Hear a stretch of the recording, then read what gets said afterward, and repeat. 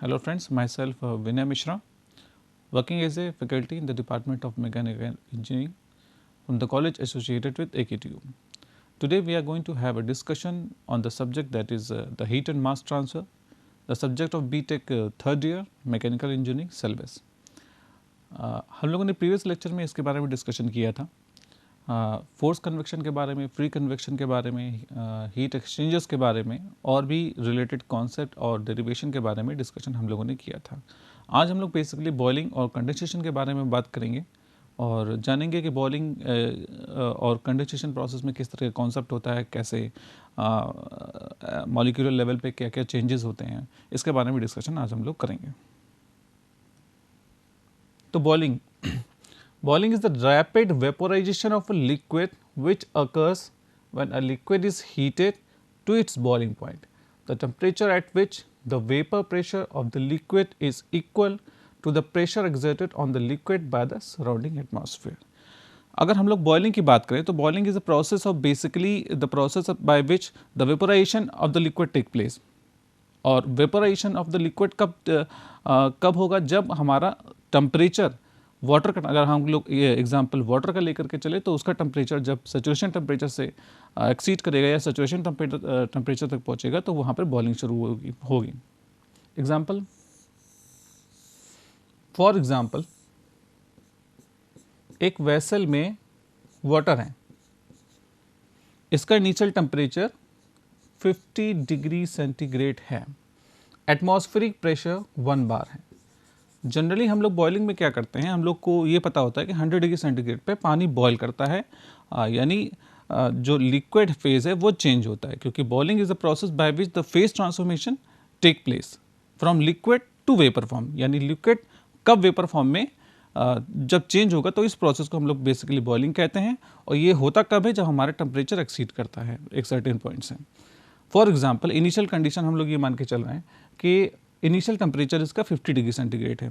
इन generally हम लोग क्या करते हैं, 100 डिग्री सेंटीग्रेड को बॉइलिंग टेम्परेचर मान के चलते हैं, लेकिन ऐसा हर समय हर टाइम पे ऐसा ठीक नहीं है, क्योंकि जो 100 डिग्री सेंटीग्रेड पे ही ज़रूरी नहीं है पानी बॉयल करे, पानी 100 से कम पे भी हो सकता है, 100 से ज़्यादा पे भी हो सकता है। ये डिपेंड करेगा आपका बेसिकली जो एटमॉस्फेरिक प्रेशर आपका कितना है, क्योंकि उसी के करस्पॉन्डिंग आपका वेपर प्रेशर वैलिड होगा। तो यहाँ पर अगर हम लोग बात करें, 50 डिग्री सेंटीग्रेड इनिशियल टेम्परेचर है वाटर का, एटमॉस्फेरिक प्रेशर 1 बार है।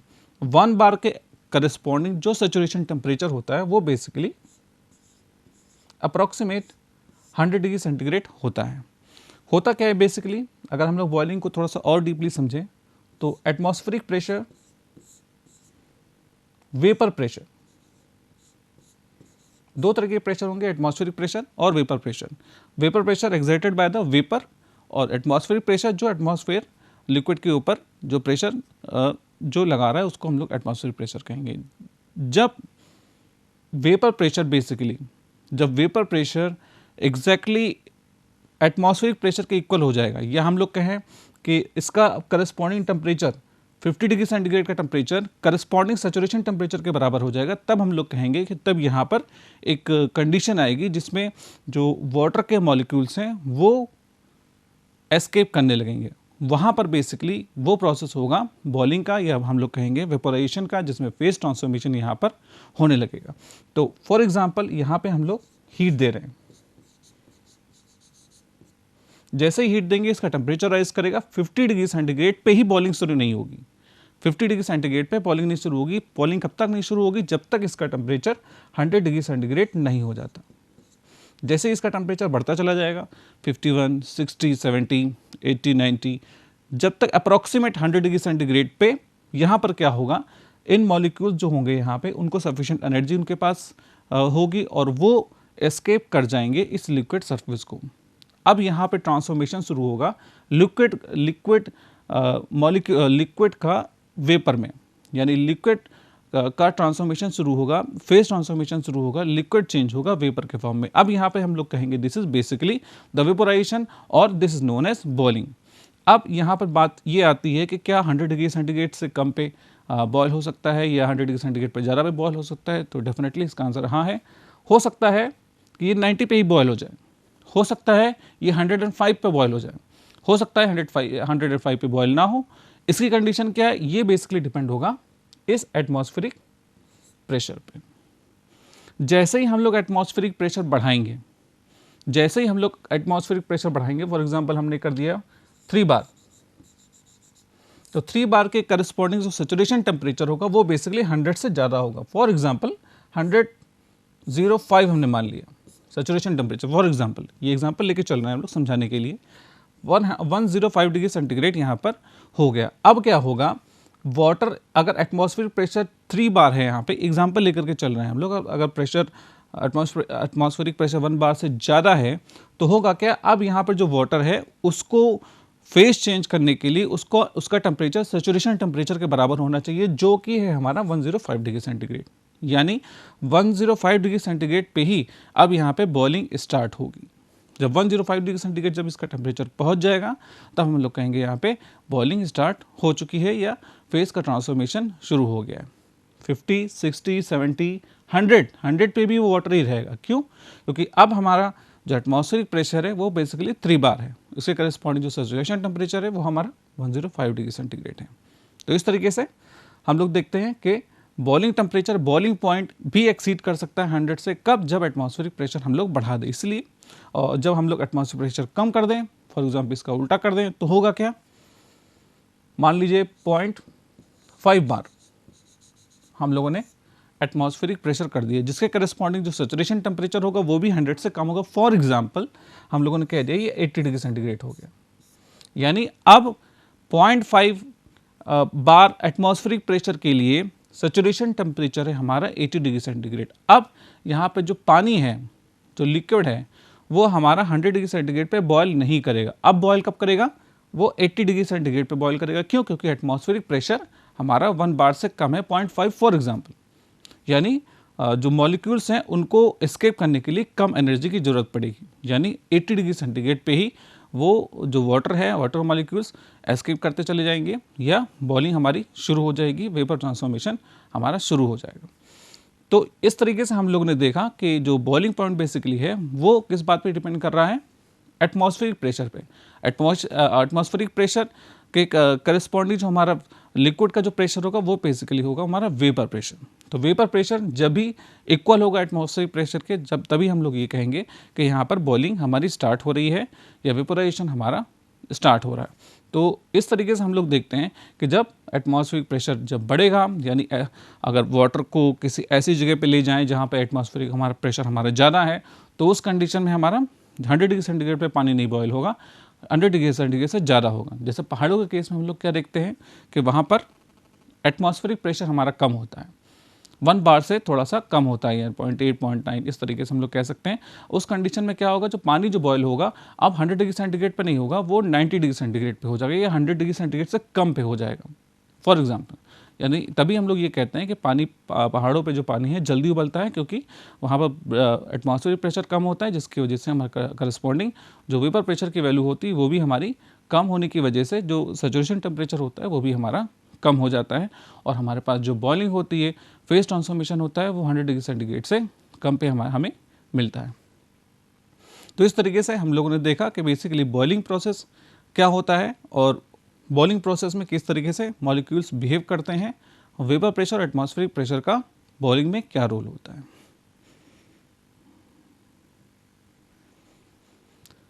Boiling is the convective heat transfer process that involve a phase change from the liquid to vapor state.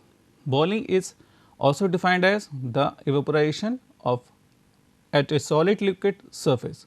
This is possible only when the temperature of surface Ts exceed the saturation temperature corresponding to the liquid pressure T saturation. Heat is transferred from the solid surface to the liquid according to the law this. यानी basically boiling में होगा क्या, अगर हम लोग पीछे देखें, यहाँ पर हीट दे रहे हैं, ये बेसिकली ये हमारा कंडक्टिव प्लेट है। कंडक्टिव प्लेट से हमें जो हीट का ट्रांसफॉर्मेशन हो रहा है मॉलिक्यूल्स को बेसिकली लिक्विड में हो रहा है।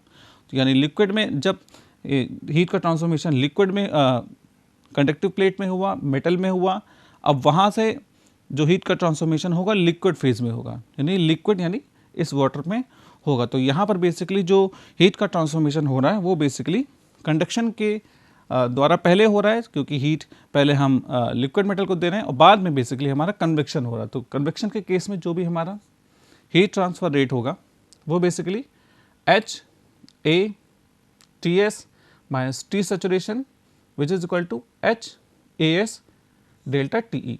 What is delta TE? Delta TE is known as excess temperature.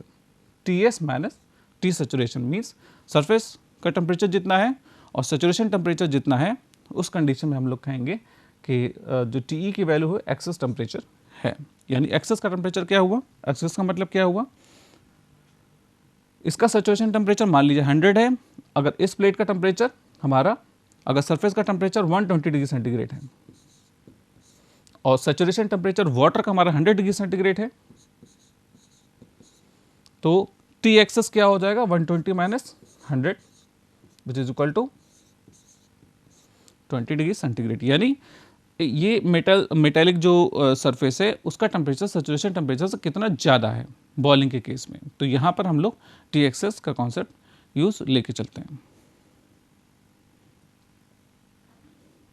Boiling process finds application in the following cases. Steam production, boiling का कहाँ पे यूज़ होता है, कहाँ का एप्लीकेशन उसका होता है इसका. Steam production for generation of power for industrial process and space heating in steam and nuclear power plants. यानी स्टीम पावर प्लांट में जहाँ पर स्टीम का जनरेशन होता है बिजली बनाने में, वहाँ पर इसका यूज़ करते हैं. Heat absorption in refrigeration and air conditioning system. Absorption refrigeration industries में जहाँ पर हमको कम टेम्परेचर चाहिए होता है वहाँ पर इसका यूज़ कर सकते हैं. Distillation and refining of liquid, concentration, dehydration and drying of food and material, यहाँ पर भी यूज़ करते हैं हम लोग. Cooling the machine like nuclear reactor and rocket motors where the large quantities of heat are released in relatively small volume, dissipation rate are high as 10 to the power 8 watt per meter square.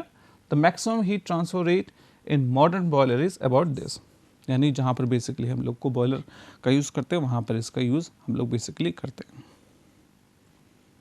Condensation.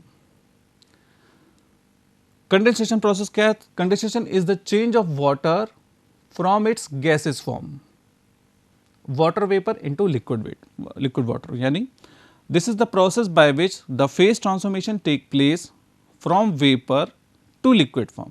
पहले क्या हुआ था boiling में, क्या हो रहा था, liquid से वेपर के फॉर्म में फेज ट्रांसफॉर्मेशन हो रहा था. कंडेंसेशन में क्या होगा बेसिकली इसका रिवर्स, यानी कंडेंस, यानी वेपर से जब कोई लिक्विड जब लिक्विड बनेगा तो इस प्रोसेस को हम लोग बेसिकली क्या कहेंगे, कंडेंसेशन प्रोसेस. यहाँ हम लोग इसको कंसिडर करेंगे, इसको हम लोग कहेंगे. अब यहाँ पर बेसिकली कंडेंसेशन में होता क्या है, जैसे वेपोराइजेशन प्रोसेस में क्या हो रहा था, सर्टेन अमाउंट ऑफ हीट हम लोग दे रहे थे, तब लिक्विड का ट्रांसफॉर्मेशन वेपर में हो रहा था. कंडेंसेशन का प्रोसेस का मतलब क्या है, वेपर का ट्रांसफॉर्मेशन जब लिक्विड में होगा तो यहाँ पर कंडेंसेशन प्रोसेस होगा. अब यहाँ पे क्या होगा, हमें सर्टेन अमाउंट ऑफ हीट को एक्सट्रैक्ट करना पड़ेगा. यानी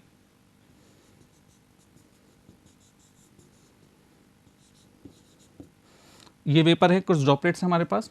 अगर वाटर का एग्जांपल लेके चलें तो वाटर वेपर है बेसिकली ये. इसका कन्वर्जन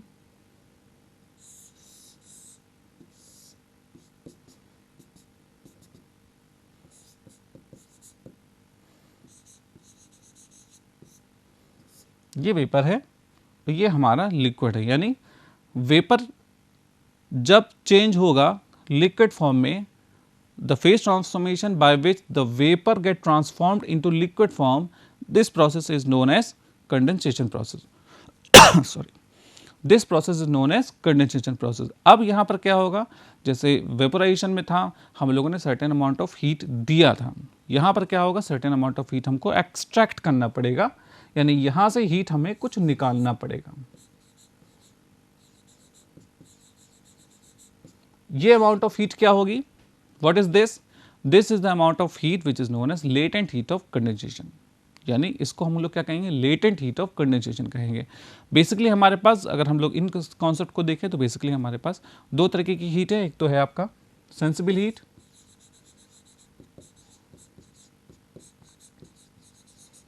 और दूसरा है हमारा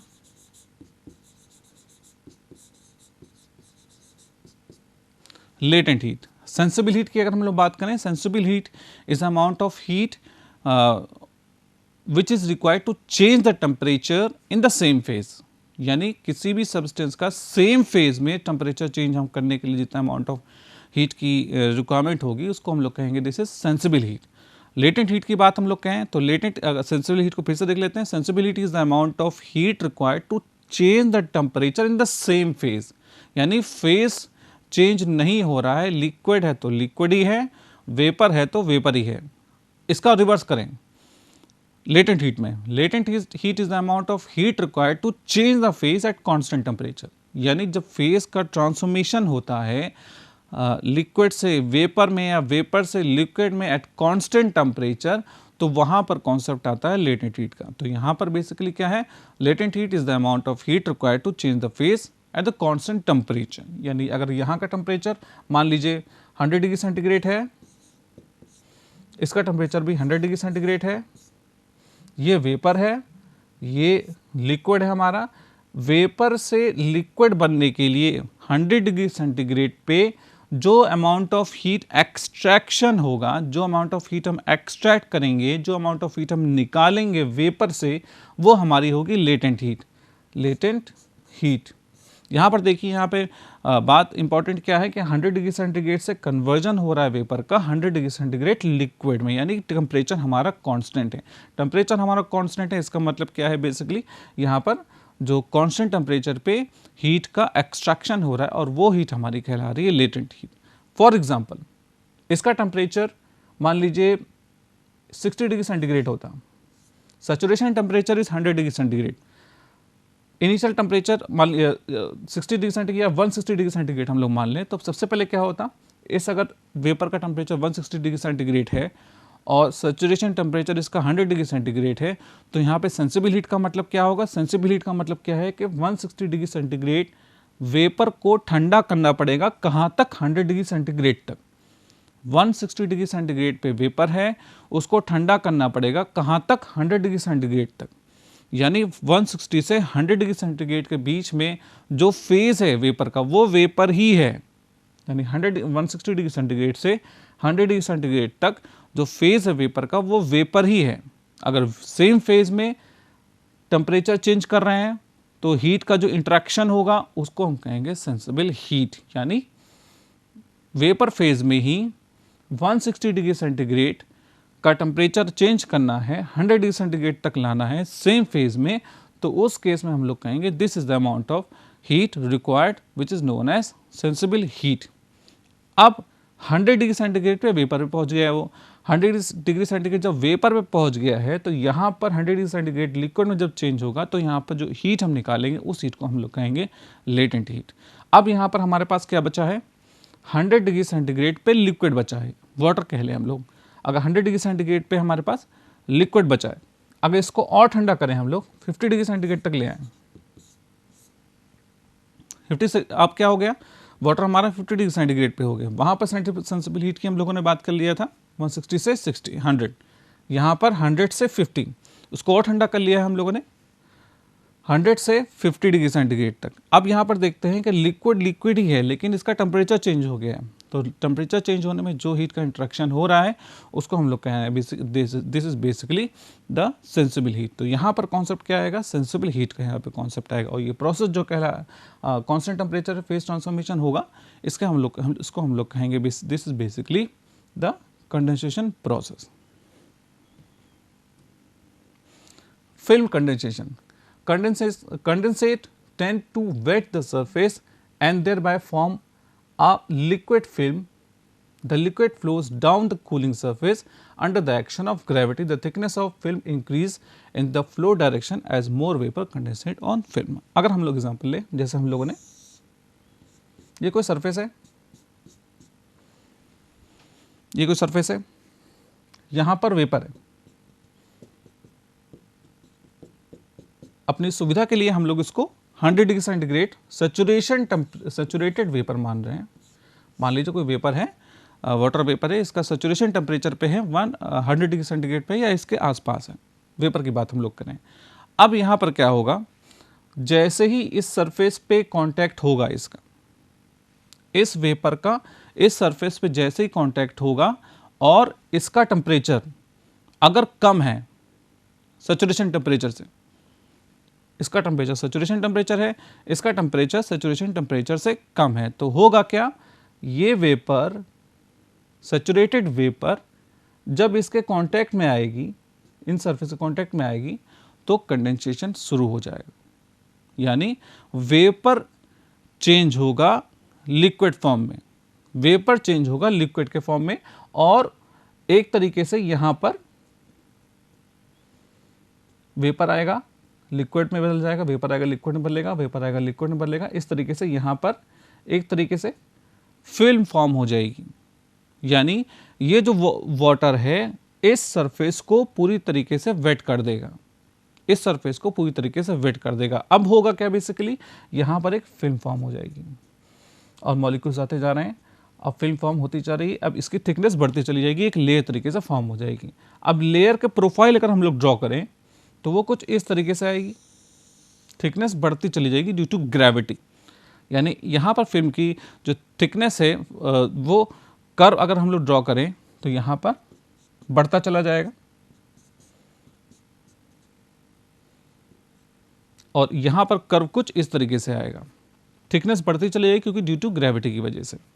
अब होगा क्या, पहले तो अब की अगर हम लोग हीट ट्रांसफर, अगर हम लोग अब कंडेंसेशन होगा, अब वेपर इसके कांटेक्ट में आएगा तो क्या होगा, अब देखिए इसको इसके सरफेस के कांटेक्ट के बीच में आना था, लेकिन अब यहाँ पर बीच में फिल्म आ गई हमारी, फिल्म के आने की वजह से यहाँ पे कंडेंसेशन का जो रेट है वो हो जाता है कम, या हीट का ट्रांसफॉर्मेशन वो हो जाता है कम। वेपर आएगा, इस सरफेस के कांटेक्ट नहीं होगा, वो किससे कांटेक्ट करेगा, इस फिल्म से कांटेक्ट करेगा। तो इस तरीके का जो भी कंडेंसेशन होता है तो यहाँ पर बेसिकली हम लोग कहते हैं this is film wise condensation process, और यहाँ पर जो प्रोफाइल बनेगी बेसिकली वो कुछ इस तरीके से होगी। तो यहाँ पर बेसिकली जो कंडेंसेशन होगा वो कुछ इस तरीके से होगा, फिल्म वाइज होगा, इसमें यहाँ पर सरफेस को वेट करेगा, यानी जो ड्रॉपलेट्स यहाँ पे नहीं बनेंगे, सरफेस को वेट कर देगा और यहाँ पे फिल्म एक फॉर्म हो जाएगी। तो इस तरीके से जो भी कंडेंसेशन प्रोसेस होगा हम लोग कहेंगे this is film wise condensation.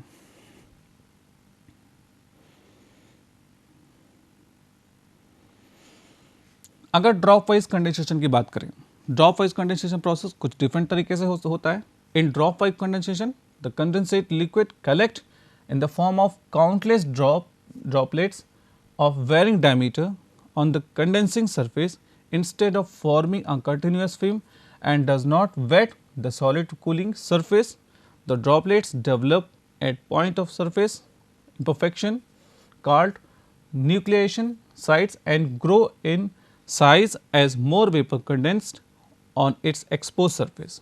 When the size of droplets is large, there comes a time the droplets break away from the surface and knock off other droplets and carries it downstream. अगर हम लोग surface लेकर के चलें, again पहले वाले case में क्या हो रहा था, वहां पर फिल्म फॉर्म हो रही थी, एक लेयर बन रही थी फिल्म के फॉर्म में, वहां पर कंडेंसेशन हो रहा था। अब यहां पर वेपर है अबाउट 100 डिग्री सेंटीग्रेड हम मान लें, अबाउट 100 डिग्री सेंटीग्रेड पे यहाँ पर वेपर है, जैसे ही इसके कांटेक्ट में आएगा इसका टेम्परेचर सैचुरेशन टेम्परेचर से कम है, कंडेंसेशन शुरू होगा। अब यहाँ पे कंडेंसेशन शुरू होने की वजह से ड्रॉपलेट्स के फॉर्म में मॉलिक्यूल्स आ जाते हैं, यानी वेपर के मॉलिक्यूल्स आएंगे, इस ड्रॉपलेट्स में आएंगे, इस धीरे धीरे ड्रॉपलेट्स जो होती जाएगी बड़ी होती जाएगी, यानी उसका कंसंट्रेशन बढ़ता चला जाएगा, यानी पूरी यूनिफॉर्मली तरीके से जो वेपर है वो इस सरफेस को वेट नहीं कर पाएगा, यानी पूरी तरीके से एक्सपोज नहीं होगा वाटर से, और कुछ ऐसे एरिया होंगे जहाँ पर ड्रॉपलेट्स का साइज बढ़ता चला जाएगा। जैसे ही इसका साइज बढ़ता चला जाएगा, कंडेंसेशन होता चला जा रहा है, एक सर्टेन पॉइंट के बाद जब इसका साइज एक सर्टेन लिमिट से बढ़ जाएगा तो ड्यू टू ग्रेविटी ये नीचे ड्रॉप हो जाएगा। इस ड्रॉप की बात करें तो वो भी नीचे ड्रॉप हो जाएगा, इस ड्रॉप की बात करें तो वो भी नीचे ड्रॉप हो जाएगा। अब क्या होगा, अब ये स्पेस खाली हो गई, फिर से यहाँ पर एक अलग सा मॉलिक्यूल आएगा वेपर का, फिर से कंडेंसेशन होगा, ड्रॉपलेट्स बनेगी, ड्रॉपलेट्स का फिर का साइज बढ़ेगा, जैसे साइज बढ़ता बढ़ता चला जाएगा फिर से वो ड्रॉप नीचे आ जाएगी, यानी वो स्पेस फिर से खाली हो जाएगी। इस तरीके से जो प्रोसेस है वो बढ़ता चला जाएगा और यहाँ पर कंडेंसेशन प्रोसेस चलता चला जाएगा। और यहाँ पर हम लोग इसलिए देखते हैं जब कंडेंसेशन यहाँ पर इस तरीके से होगा तो क्या होगा, यहाँ पर रेट ऑफ कंडेंसेशन कांस्टेंट है हमारा, वहाँ पर चेंज हो रहा था, कम हो रहा था, क्योंकि वहाँ पर हमारा फिल्म का फॉर्मेशन हो रहा था। यहाँ पे किसी भी तरह का फिल्म का फॉर्मेशन नहीं है, ड्रॉप बन रही है, फिर से नीचे आ जा रही है, वो स्पेस खाली हो जा रहा है। उस स्पेस के खाली होने की वजह से, स्पेस के खाली होने की वजह से वहाँ पर फिर से उस स्पेस में दूसरे ड्रॉपलेट्स आ जा रही हैं, फिर से दूसरा ड्रॉपलेट बनेगा, फिर से वो नीचे आ जाएगा ड्यू टू ग्रेविटी। इस तरीके से यहाँ पर हम लोग देखते हैं कि यहाँ पर ड्रॉप वाइज कंडेंसेशन, ये जो तरीके जो प्रोसेस होगा वो ड्रॉप वाइज कंडेंसेशन कहलाएगा।